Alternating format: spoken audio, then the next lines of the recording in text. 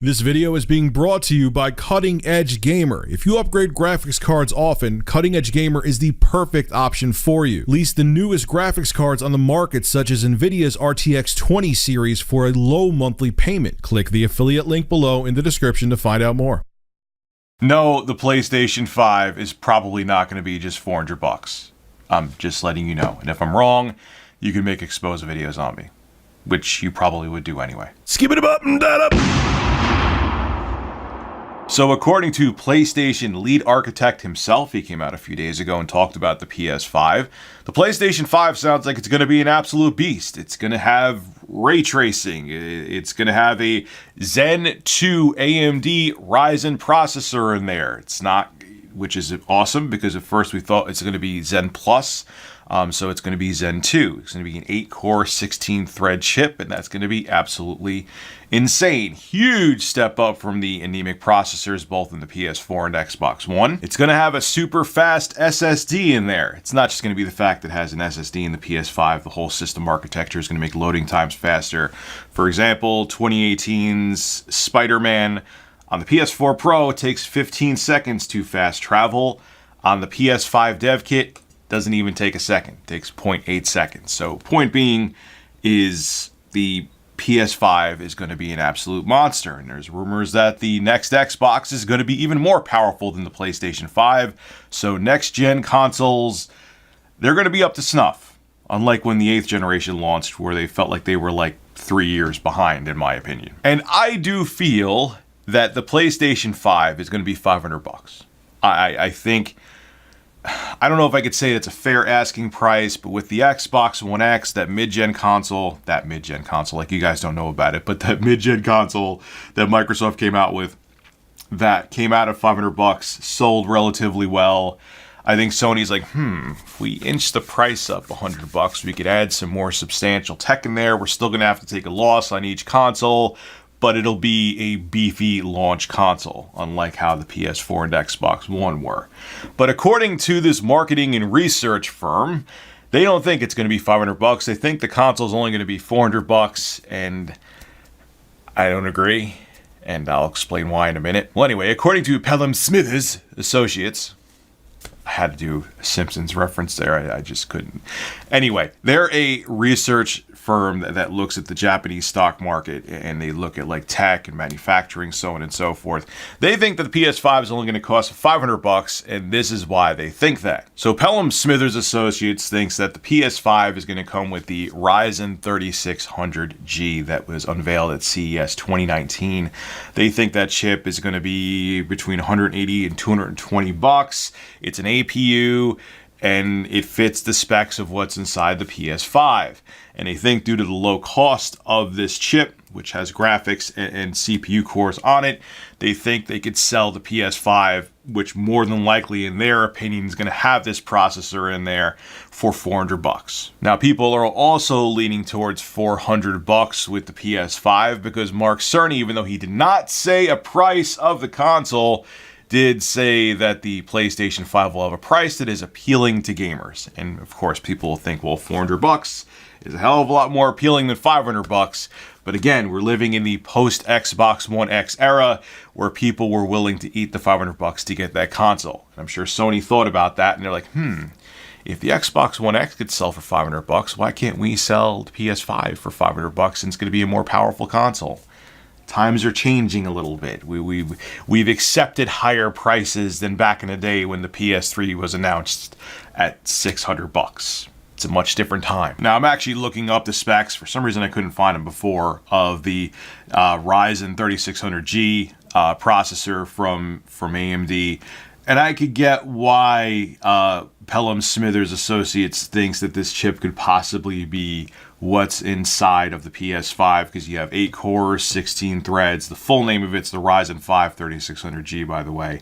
It's going to have a Navi GPU built in there with 20 compute units, and base clock and boost clock, at least if you buy it for a PC. I'm sure it's going to be lower to reduce heat and electricity, is 4 gigahertz if you buy the PC version of this chip. Again, it's going to be a lower clock speed inside of the PS5. I can all but guarantee that. It's 95 watt CPU. So I see what they're saying there, but here is the thing.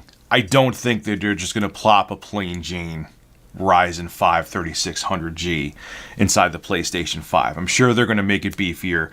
I'm sure they're going to add compute units. I'm sure they're going to add custom features to it that are not in the 3600G. And I'm sure they're going to make the chip more capable, at least on the graphics end. The 8-core 16 threads, they may just, be it's the 3rd generation or Zen 2 Ryzen chip. That may stay the same, but in terms of graphics, I'm sure they're going to beef it up inside the PlayStation 5 and customize it and put things in there and put technology in there that's not in the plain Jane 3600G. I can assure you that's what's going to happen. I'm sure AMD is working with Sony right now, and well, we're getting close to when things might actually start launching, but I'm sure Sony and AMD worked closely together to make a custom graphics APU for the PlayStation 5. They're not just going to plop a 3600G in there that anybody could buy and put into a PC. I guarantee it. Almost guarantee it. So what do I think the price of the PlayStation 5 is going to be?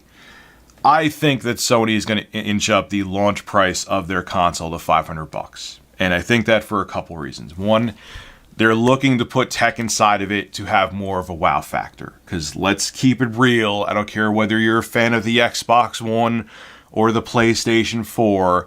The performance of the launch consoles, especially the Xbox One, because that's when Microsoft, almost said Sony, that's when Microsoft was trying to shove Kinect down our throats. They cut back on the hardware capabilities of the launch Xbox One. And, well, let's keep it real, the Xbox One S, because that's had the same specs, basically, minus some higher clock speeds. They cut back on the specs because they wanted to have the Kinect included. And they bit them in the ass. And that console cost $500 too, because you had to get the Kinect. And I don't think that Sony and Microsoft want to make the same mistake again. Okay? They don't want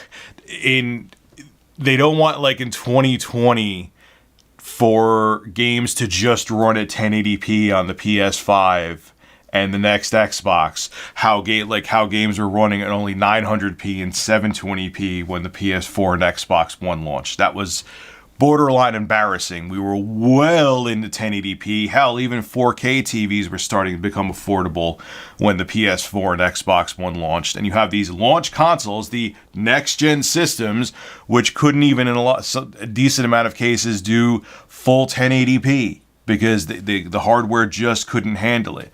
And I don't think they want to make that same mistake again. So I think they're going to inch, both Sony and Microsoft are going to inch the prices up to around $500 because they need to have nice tech out there. They want to wow people. They want to have 4K visuals with ray tracing and fast SSDs. And they want to have the beefy consoles that blow people away, which when, again, the 8th gen launch, they weren't that impressive. Things got better with the mid-gen refreshes, which was a pleasant surprise, especially the Xbox One X. The PS4 Pro was a little underwhelming, but it still was decent. But yeah, when 8th gen launched, it was a sad state of affairs, and I think most of us can agree with that. And they don't want to redo that again. So I think we're going to see it go up to $500 for both the PS5 and next Xbox. Hopefully Microsoft doesn't go beyond $500. I think that would be a very bad idea, but who knows? Maybe they're like, hey, we brought the price up to $500 for the Xbox One X.